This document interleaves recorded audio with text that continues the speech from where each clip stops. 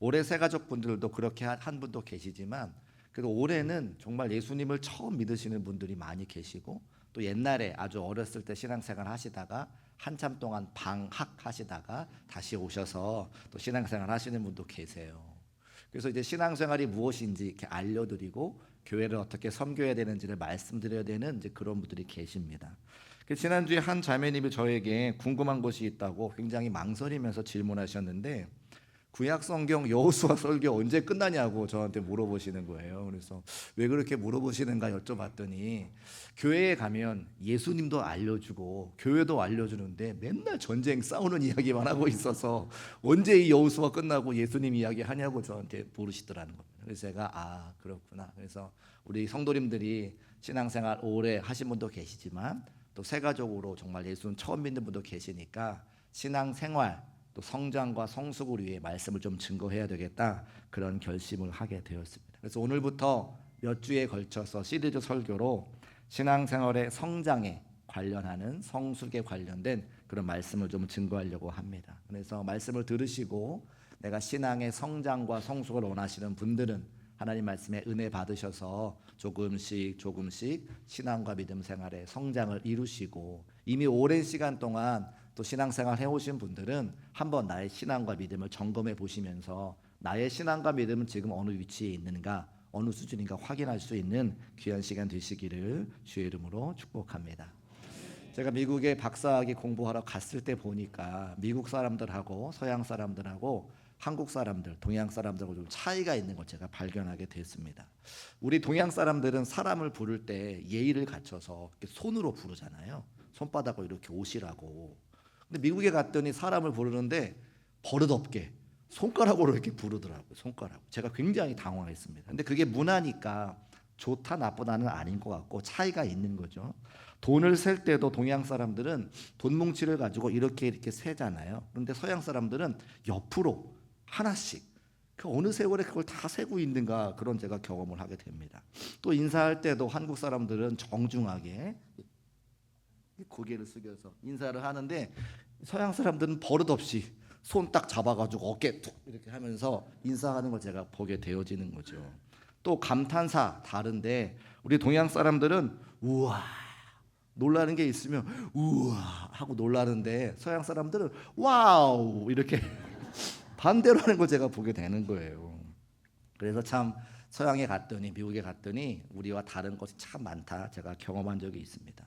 동양 철학과 사상을 대표하는 불교와 또 서양 철학 사상 대표하는 기독교고 큰 차이가 있는데, 불교에서는 도를 깨닫는 순서가 가만히 생각해 보면 스님들이 출가를 하고 절에서 여러 가지 수양을 통해서 도를 깨닫게 되는 겁니다. 먼저 수양이 먼저인 거죠. 그래서 도를 깨닫는 게 내가 먼저 수양을 하고, 그래서 수도를 통해서 도를 깨닫는 데까지 나아간다면, 그래서 어느 날 이렇게 열심히 밤에 잠자지 않고 과부자 틀고 묵상하다가 어느 순간 우주의 삼라만상을 깨닫게 되는 그런 과정이 있다면, 기독교는 반대로 먼저 도를 깨닫는 겁니다. 우리가 믿는 도가 뭡니까? 예수 그리스도. 예수 그리스도를 만난 다음에 그 다음에 수양을 하는 거죠. 그 우리는 뭐라고 이야기하냐면 칭의, 하나님으로부터 의롭다 칭함을 받아 구원받고 그 다음에 성화의 과정을 나아가는 이 순서가 다르다고 하는 거예요. 그래서 불교에서는 수도를 통해서 득도를 얻는다면, 기독교에서는 득도를 얻고 예수 그리스도를 먼저 믿고 구원받아 그 다음부터 예수님의 성품에 닮아가는 그런 수도의 순간, 수양의 순간들 우리에게 준비되어져 있는 것을 볼 수가 있습니다. 그래서 기독교는 신앙의 성장을 멈추는 것이 아니라 우리가 살아가는 날들 동안 계속해서 영화에 이르게 되는, 성화에 이르게 되는 과정들을 밟아가는 것이 기독교의 특징인 것을 알 수가 있다는 거죠. 그 대표적인 사람이 신약 성경의 사도 바울인데, 그가 예수 믿는 사람 잡으려고 쫓아다니다가 다메섹에서 먼저 예수 그리스도를 만나게 됩니다. 그 다음에 길이요 진리요 생명이신 그 예수님 만난 다음에 그가 자신의 모든 삶을 내려놓고 그때부터 그 예수님 닮아가는 성품에 이르기까지 그가 최선 다해서 죽을 때까지 신앙을 지키고 믿음을 지키고 믿음이 자라가는 것을 성경을 통해 볼 수가 있습니다. 그가 고백하는 것이 빌립보서 3장 12절부터 14절까지 말씀에 그의 신앙이 예수 그리스도를 믿은 다음에 자라갔다고 하는 것을 고백하는 구절이 나오는데 우리 같이 한번 읽어볼까요? 시작. 내가 이미 얻었다 함도 아니요 온전히 이루었다 함도 아니라 오직 내가 그리스도 예수께 잡힌 바 된 그것을 잡으려고 달려가노라. 형제들아 나는 아직 내가 잡은 줄로 여기지 아니하고 잊어버리고 앞에 있는 것을 잡으려고 표대를 향하여 그리스도 예수 안에서 하나님이 위에서 부르신 부름의 상을 위하여 달려가노라. 아멘. 부름의 상을 위하여 표대를 향하여 계속해서 달려간다. 신앙생활이 영화로운 자리에 성화로운 자리에 나기까지 계속해서 그가 다른 박질하고 있다 고백하고 있는 것을 보게 되어집니다. 그러니까 예수님 만나고 나서 그것으로 모든 것이 끝나는 것이 아니라 그 예수님을 닮아가기 위해 영화의 과정, 성화의 과정을 걸어가고 있다라고 고백하는 것이죠. 이 과정을 어떤 사람이 아주 멋진 표현을 썼는데 크리스천은 하루하루 늙어가는 것이 아니라 하루하루 하늘을 향해 자라간다라고 하는 표현을 썼어요. 늙어가는 것이 아니라 하늘을 향해 자라간다. 우리 사랑하는 중국교회 모든 성도 여러분, 우리가 하루하루 늙어가는 것이 아니라 하루하루 하늘을 향해 자라갈 수 있는 모든 성도의 삶이 되시기를 주의 이름으로 축복합니다. 성도는 예수 그리스도를 믿는 그 순간부터 시작해서 하늘을 향해 자라가는 영광스러운 존재라고 하는 거예요. 예수 그리스도를 믿어 구원에 이르지만 그것으로 우리의 신앙생활이 완성된 것이 아니라 그때부터 시작해서 정말 누가 볼 때 법도 없이 살아갈 수 있을 만한 하나님 아버지의 성품과 예수 그리스도의 그 은혜를 닮아가는 것이 우리의 신앙생활이라고 계속해서 말씀하고 있습니다. 이 영적인 성장을 가장 적극적으로 실천하신 분이 우리에게 본을 보이신 분이 바로 예수님이라는 거예요. 누가복음 2장 52절 말씀에 이렇게 기록하고 있습니다. 예수는 지혜와 키가 자라가며 하나님과 사람에게 더 사랑스러워 가시더라. 아멘. 예수님께서도 지혜와 육신이 자라나고 하나님과 사람 앞에서 사랑받은 성품으로 변화되기 위해서 자라가셨다고 하는 것을 말씀에 기록하고 있죠. 저는 여러분이 구원받은 것 의심하지 않습니다. 저는 여러분이 믿음 생활 하시는 것 의심하지 않습니다. 그리고 힘을 다해서 열정을 다해서 교회와 성도를 섬기는 것 제가 의심하지 않습니다. 그러나 예수님도 자라가시고 사도 바울도 자라가고 있으니 우리의 신앙과 믿음이 성장하고 있느냐 성숙하고 있느냐 한번 점검해 볼 수 있는 귀한 시간 되시기를 주의 이름으로 축복합니다. 그래서 오늘 베드로 사도께서 우리에게 또 믿음의 성도들에게 이렇게 권면하고 있어요. 본문 말씀인데 베드로후서 3장 18절 말씀 다시 한번 같이 읽어보겠습니다. 시작. 오직 우리 주 곧 구주 예수 그리스도의 은혜와 그를 아는 지식에서 자라가라. 영광이 이제와 영원한 날까지 그에게 있을지어다. 아멘. 같이 한번 따라하실까요? 자라가라. 자라가라. 네, 우리의 신앙과 믿음이 자라가야 된다. 성장해야 된다. 말씀하고 있는 것이죠. 베드로가 이 권면할 수 있는 이유는 자신이 자라난 경험이 있기 때문입니다. 우리가 잘 아는 바와 같이 베드로 사도께서는 예수님께서 닭 울기 전에 3번 나를 부인하리라 말씀하셨잖아요. 그래서 닭이 3번 울기 전에 예수님 부인했던 사람이 바로 베드로였습니다. 또 예수님께서 십자가에 달려 돌아가실 때에 그 밑에 바라보지 못하고 도망가서 멀찍이 그 예수님 바라봤던 사람이 베드로입니다. 또 낙향해서 예수님 돌아가시고 나니까 실망해서 낙향하여 고향으로 돌아가 어부의 삶을 살기 시작한 사람이 바로 이 베드로입니다. 하나님께서 예수님께서 그 베드로를 그냥 버려두지 아니하시고 그 고기를 잡지 못하던 새벽 미명에 베드로를 찾아가셔서 그의 손 잡아주시고 그를 위로하고 일으키며 뭐라 말씀하셨습니까? 내 양을 먹이라 말씀하시죠.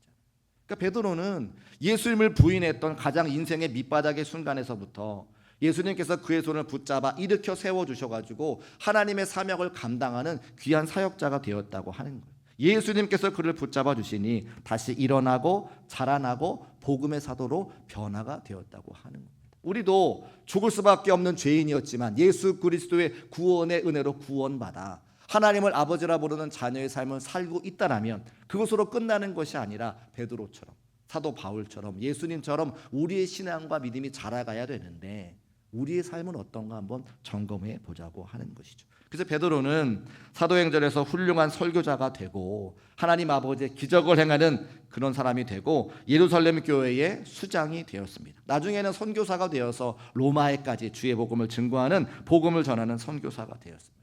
이후에 우리가 들고 있는 성경에 베드로 전서, 베드로 후서를 쓰는 지성인이 되었고요. 로마에서 체포되어 십자가에 거꾸로 매달려 죽는 거룩한 순교자가 되었다고 하는 것이죠. 그러니까 예수님 부인하는 가장 밑바닥의 삶의 자리에서 예수님과 함께 동행하여 예수님과 함께 자라가 그가 거룩한 순교자의 자리까지 나아가는 성경을 쓰는 그 지성인이 되는 데까지 나아가는 것을 볼 수가 있습니다. 그러니까 그의 그런 고백에 그의 신앙과 믿음이 성장하여서 우리에게 자신 있게 말할 수 있는 거예요.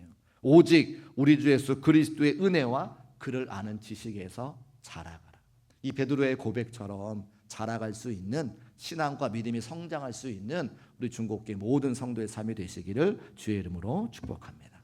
자, 그러면 은혜도 자라가야 되고 지식도 자라가야 되는데 이 은혜와 지식에 관련해서 조금 더 세심하게 우리가 한번 배워야 됩니다. 은혜와 지식은 헬라어 문법에 보면 소유격으로 되어 있어요. 누군가의 소유라고 하는 거죠.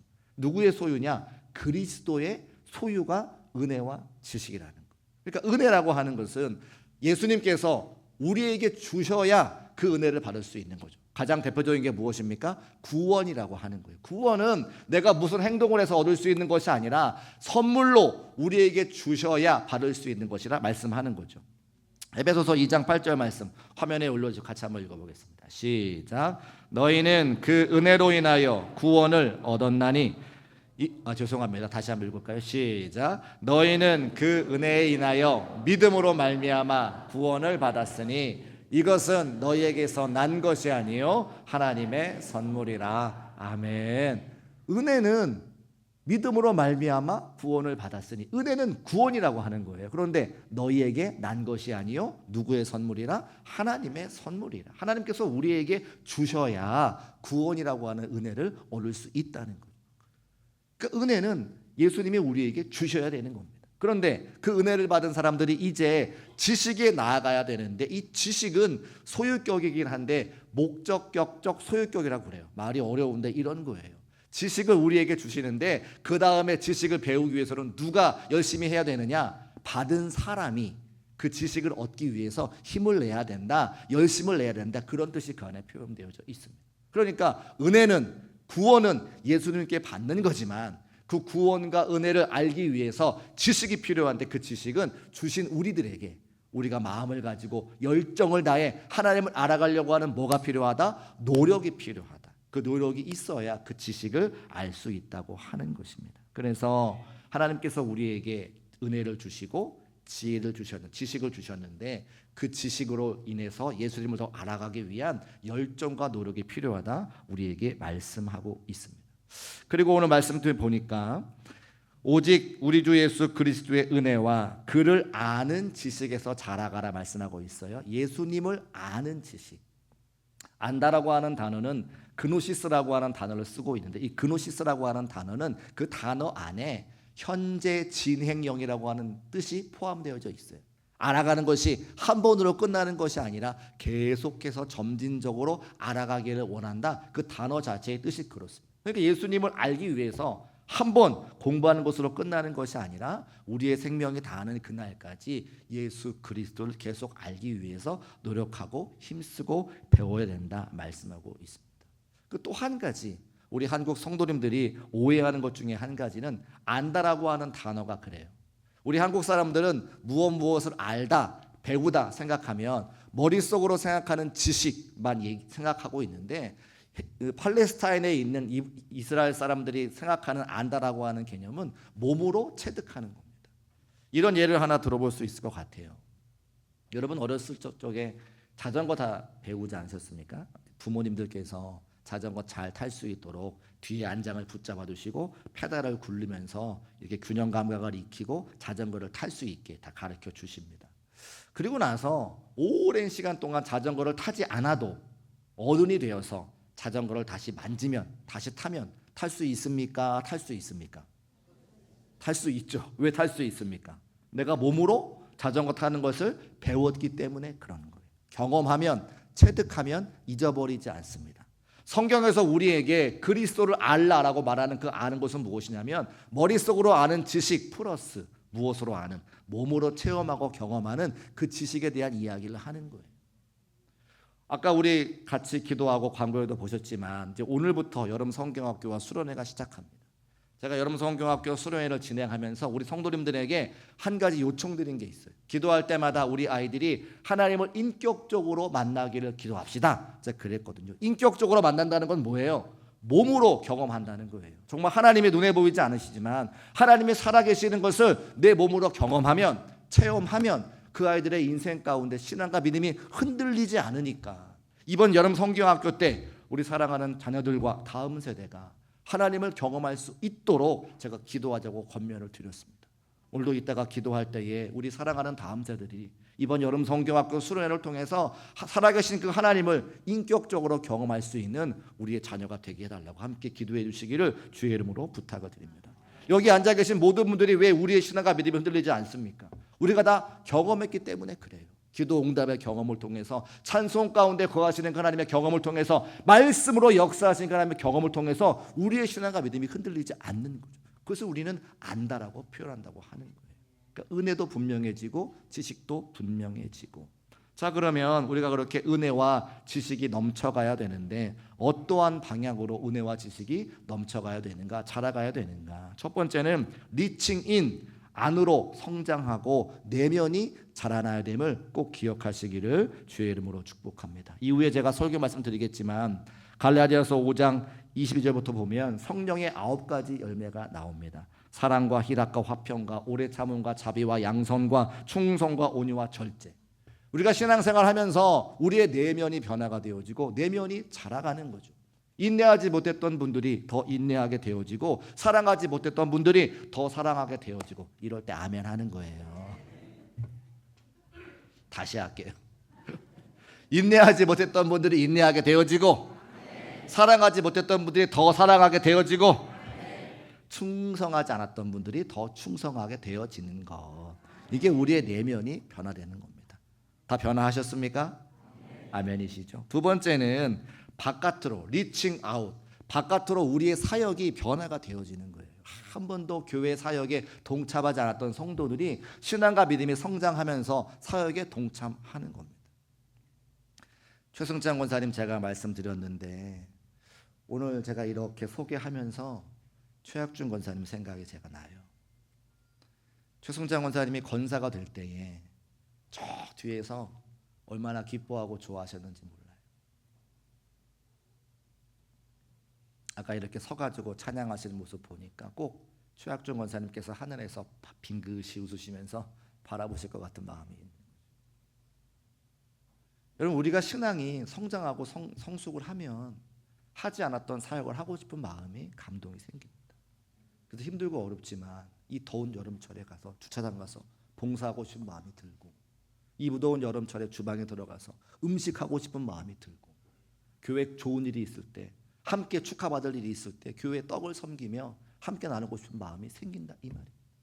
우리의 신앙과 믿음이 성장하면 우리의 외면이 바뀌어서 여러 가지 사명을 감당하는 자리에 가고 싶은 마음이 생긴다고 하는 거죠. 세 번째는 우리의 신앙과 믿음이 성장하면 위로 자라나기를 원하는 거예요. 무슨 말씀입니까? 하나님을 더 알아가기를 원한다는 거예요. 내가 지금 신앙과 믿음 생활하지만 그 하나님이 어떤 분이신지, 그 하나님의 마음을 더 알고 싶은 마음이 생겨서 기도하는 자리에, 성경을 배우는 자리에 더 오셔가지고 하나님을 향한 그 마음과 열정들이 더 풍성해지는 것을 보게 되어집니다. 사랑하는 성도 여러분, 우리의 내면도 변화가 되어지고 바깥의 사역도 활성화가 되어지고 또 하나님을 향한 그 마음과 믿음이 더욱더 커져서 더욱더 하나님을 알아갈 수 있는 중국교회 모든 성도의 삶이 되시기를 주의 이름으로 축복합니다. 자, 그러면 성경이 왜 이렇게 우리에게 집요하게 성장과 성숙을 이야기하고 있는가? 저는 산에 가는 걸 별로 좋아하지 않는데 아차산 밑에서 목회하다 보니까 저에게 아차산에 올라가라고 말씀하시는 성도님들이 굉장히 많으십니다. 그래서 제가 산에 올라가 봤거든요. 제가 평생에 올라간 산은 딱 2개인데 하나는 아차산, 하나는 신해산. 그저 2개를 비교할 수밖에 없잖아요. 아차산에 올라가 보면 한 40분 정도 되는 시간이 소요가 되는데 정상에 올라가 보면 마치 2시간, 3시간 올라간 것처럼 저기 강남, 강동, 구리, 남양주가 다 보여요. 날씨 맑은 날에. 그러니까 조그마한 노력을 들여도 사방이 다 보이니까 굉장히 높이 올라간 것 같은 그런 마음이 들더라고요.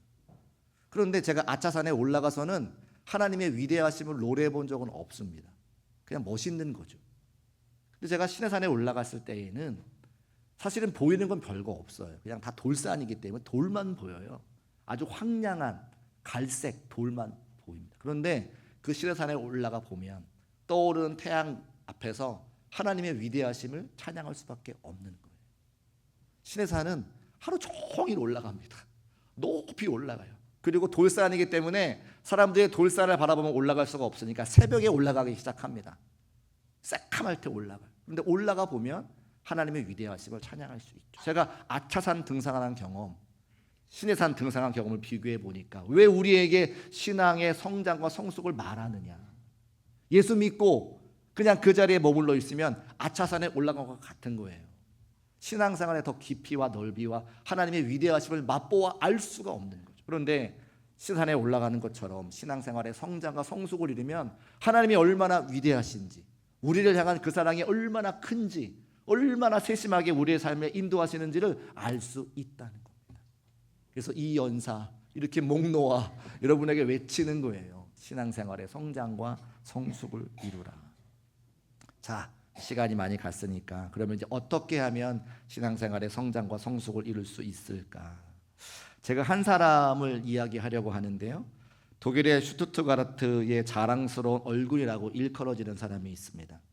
자신의 경쟁자는 어제의 자신이라고 생각하며 어제의 자신보다 1분이라도 더 연습하는 사람이 있습니다. 무대에 올라가면 어제 보여준 공연보다 더 감동적인 공연을 보이기 위해서 자신을 쥐어짜는 사람.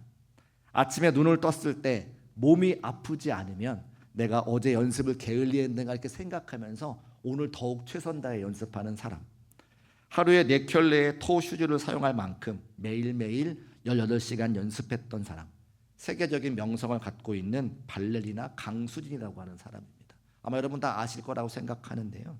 저분은 18살 때 스위스 로잔 발레 콩쿠르에서 우승을 하면서 세계적으로 이름을 알리게 되었고 그 다음 해에 세계 5대 발레단 중에 하나인 독일의 슈투트가르트 발레단에 입단을 하게 됩니다. 그러니까 콩쿠르에 우승하고 그 다음에 입단했으니까 금방 주인공이 될 거라고 많은 사람들이 생각을 했어요.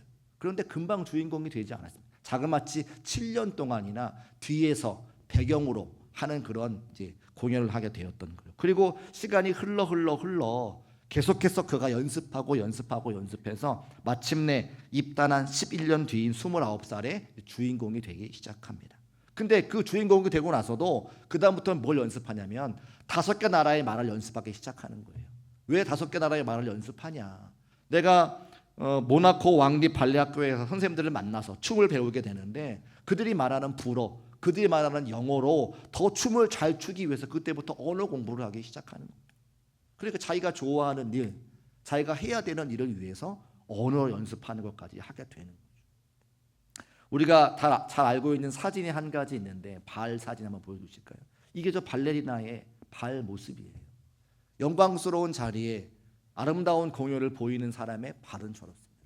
매일매일 누가 나에게 확인하지 않아도 누가 나를 채찍질하지 않아도 자기가 좋아하는 일이기 때문에 자기가 해야 되는 공연이 있기 때문에 저렇게 연습해서 발이 부르트고 뼈마디가 성하지 않는 발을 그가 갖고 있다고 하는 겁니다. 우리의 신앙생활이 저와 같아야 한다고 하는 거죠. 우리의 가장 기본기가 뭡니까? 사랑하는 성도들의 신앙생활의 가장 기본기가 뭡니까? 여러분 예배인 것을 꼭 기억하시기를 주의 이름으로 축복합니다. 제가 작년에 부임해서 올해까지 계속해서 강조하는 거 있어요. 무엇입니까? 예배 생활이에요. 우리의 신앙과 믿음이 성장하고 성숙하기 위해서는 가장 기본인 저 예배 생활에 최선을 다할 때에 저 강수진 발레리나의 발이 문드러지는 것 같은 그런 하루하루의 그런 헌신과 수고와 노력이 있을 때에 우리의 신앙생활이 성장할 수 있다는 겁니다. 사랑하는 중국교회 성도 여러분, 우리에게 주어진 신앙의 기본기인 예배 생활에 최선 다해서 여러분의 삶의 자리에 또 신앙의 자리에 신앙과 믿음이 성장하고 성숙할 수 있는 모든 성도의 삶이 되시기를 주의 이름으로 축복합니다. 우리 모두 일어나셔서 결단 찬송하시고 함께 결단하면서 기도하겠습니다.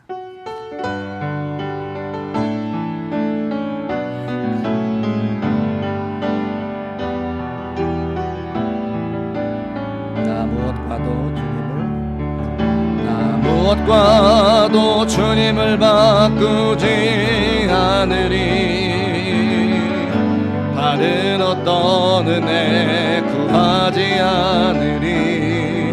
오직 주님만이 내 삶의 도움이시니 주의 얼굴 보기. 다시 한번 찬송합시다. 나 무엇과도 주님을 바꾸지 않으리. 다른 어떤 은혜 구하지 않으리. 오직 주님만이 내 삶의 도움이시니 주의 얼굴 보기 원합니다. 주님 사랑합니다. 주님 사랑해요.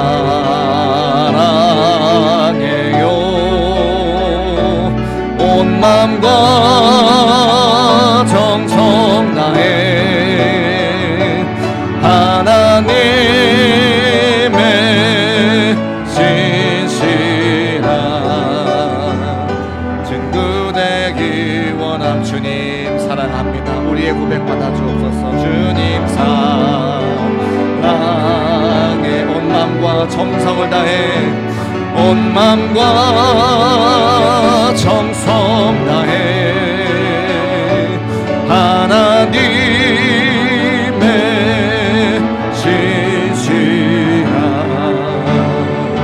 친구 되기 원합니다. 우리 이 시간 함께 통성으로 기도할 때에 우리의 신앙과 믿음이 성장하고 성숙하기를 원하시는 하나님 아버지의 마음을 알게 되었습니다. 은혜가 자라가고 지식이 자라가라 말씀하실 때에 발레리나 강수진의 발을 함께 보게 되었습니다. 우리의 신앙의 기본기가 무엇입니까? 예배하는 일에, 찬양하는 일에, 기도하는 일에 힘쓰고 애쓸 수 있는 중국교회 모든 성도의 삶이 되어지기를 원합니다. 그 은혜 달라고, 그 능력 달라고 주여 한번 부르시고 합심하여 기도합니다. 주여